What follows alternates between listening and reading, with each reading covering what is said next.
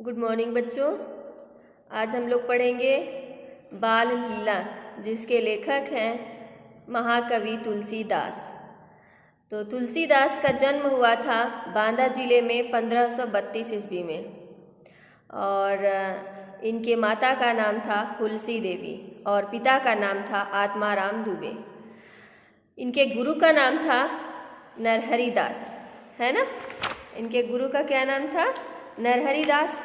और इनकी पत्नी का नाम था रत्नावली, जिनके द्वारा ठुकराए जाने पर इनका जो मन है वह राम के प्रति रम गया, है ना। तो इन्होंने रामचरितमानस, जो एक महान ग्रंथ माना जाता है हिंदुओं के लिए, हिंदू धर्म में, रामचरितमानस लिखा, कवितावली लिखा, गीतावली, विनय पत्रिका, कृष्ण गीतावली, पार्वती मंगल, जानकी मंगल आदि रचनाएं की। और इनकी मृत्यु हुई थी 1623 ईस्वी में। तो बच्चों शुरू करते हैं। कवितावली से लिया गया है, यह बाल लीला का वर्णन है। इसमें प्रभु श्री राम के बाल लीला का वर्णन किया गया है। ठीक है, तो शुरू करते हैं बच्चों। कबहू ससी मांगत आरी करे, कबहू प्रतिबिंब निहारी डरे, कबहू करताल बजाई के नाचत मातु सबे मन मोद भरे, कबहू ऋषियाई कहे हठिकै, पुनिलेत सोई जहि लागी अरे, अवधेश के बालक चारि सदा तुलसी मन मंदिर में बिहरे, बरदंत की पंगति कुंद कली, अधराधर पल्लव खोलन की, चपला चमके घन बीच जगह, छवि मोतिन माल की, घुंघरारी लटे लटके मुख ऊपर, कुंडल लोल कपन की, नेवछावरि प्राण करे, तुलसी जाऊं बलि जाऊं लला इन बोलन की, पदकंजनि मंजु बनी पनही, धनुही सर पंकज पानी लिए, लरिका संग खेलत डोलत हैं, सरजू तट चौहट हाट लिए, तुलसी अस बालक सो नहीं नेहु, कहा जप जोक समाधि किए, नरवे खरसू कर स्वान समान, कहो जग में फल कौन जिए। तो सबसे पहला है कबहू ससी मांगत आरी करें। कबहू वह क्या करते हैं? जिद करते हैं, हट करते हैं। कभी जिद करके वह किसको मांगते हैं? चंद्रमा को। शशि का अर्थ होता है चंद्रमा। वह जिद करके किसे मांगते हैं? चंद्रमा को मांगते हैं। आरी का अर्थ होता है जिद। कबहू प्रतिबिंब निहारी डरे, कभी वो अपनी परछाई देखकर ही डर जाते हैं। कौन? प्रभु श्री राम। तुलसीदास कहते हैं कि कबहू शशि मांगत आरी, कभी वह जिद करके हट करके चंद्रमा को मांगने लगते हैं, कभी अपनी परछाई को देखकर ही डर जाते हैं। कबहू करताल बजाई के नाचत, कर मतलब हाथ, कभी वह ताली बजा करके नाचने लगते हैं। मातु सबे मन मोद भरे, और जो माताएं हैं उनके हृदय प्रसन्न हो जाते हैं, उनके हृदय में जो है प्रसन्नता का भाव हो जाता है, आनंद से उनका हृदय भर जाता है। कबहू ऋषियाई कहे हटके, कभी वह गुस्सा से क्या करते हैं? जिद पर अड़ जाते हैं। पुनिलेत सोई, लेकर ही दम छोड़ते हैं। जही लागी अरे, जिसको वह पाना चाहते हैं, जिस पर वह अड़े रहते हैं, हट किए रहते हैं, उसे वह पाकर ही दम लेते हैं। अवधेश के बालक चारि सदा तुलसी मन मंदिर में बिहरे। तुलसीदास जी कहते हैं कि अयोध्यापति महाराजा दशरथ के जो चारों पुत्र हैं, राम लक्ष्मण भरत शत्रुघ्न, इनको ये जो है हमेशा मेरे मन मंदिर में विहार करें, है ना। समझ में आ रहा है ना बच्चों? अब देखिए अगला, बरदंत की पंगति कुंद कली। वह कहते हैं कि उनके जो दांत हैं उज्जवल, जो दांत हैं वह कैसे दिख रहे हैं?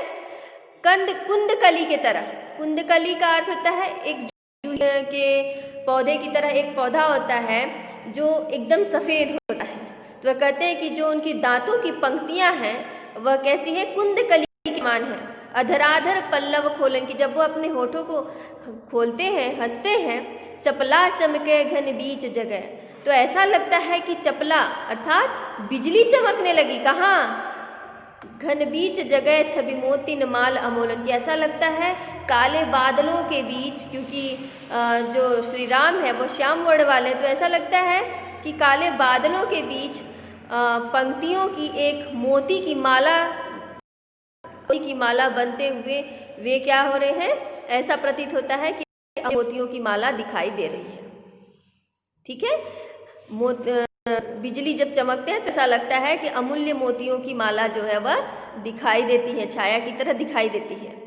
घुंघरारी लटे लटके मुख ऊपर, और फिर क्या होता है, जो उनके बाल हैं वह घुंघरीले हैं, वह उनके गालों पर इस तरह से लटक रहे हैं, श्री राम के गालों पर लटक रहे हैं। मुख ऊपर कुंडल लोल कपोलन की, और क्या हो रहा है, उनके ऊपर जो कुंडलों की जो झलक है, कानों में जो उन्होंने कुंडल पहन रखा है, तो तुलसीदास कहते हैं कि जो उनके कुंडलों की जो झलक है, सुंदर जो चमक रहा है, उन पर वे क्या कहते हैं कि उन पर, और लला इन बोलन की, और उनकी मीठी मीठी बोली के ऊपर तुलसीदास जी क्या कहते हैं कि मैं बार बार अपने प्राणों को न्यौछावर करता हूँ, है ना। श्री राम की छवि को देखते हुए, जो बाल बचपन का जो उनका छवि है, जो उनके दांतों की सुंदर उज्जवल पंक्तियां हैं, जो ऐसा लगता है कि बिजली चमक रही हो, जब वे हंसते हैं, किलकारी मारते हैं और बोलते हैं, तो इस पर तुलसीदास कहते हैं कि मैं अपने प्राण को